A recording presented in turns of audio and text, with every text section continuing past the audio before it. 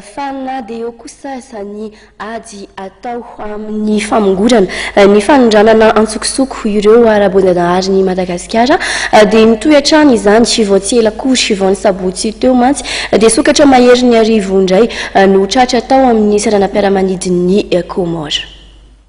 Sokatra 420 avy eto Madagasikara indray ny tratra tao amin'ny saranam-piaramanidina tao Comores ny sabotsy lasa teo. Saika ondrana ny Tanzania izy ireto ary natao tao anaty valizy miisa 9. Ny fizavana tamin'ny sidina tao amin'ny kompania Précision Air no nahatratrarana azy ireto. Izay ny fantatra araka ny fampitambavao avy amin'ny ministeran'ny tontolo iainana sy ny ala. Ny fanadihadiana nataon'ny zandarmaria-pirenena malagasy no nahafantarana fa misy mpanao trafikana sokatra avy eto Madagasikara. Géochelone radiata na torture radiée ity karazana saika ondrana ny Tanzania ity.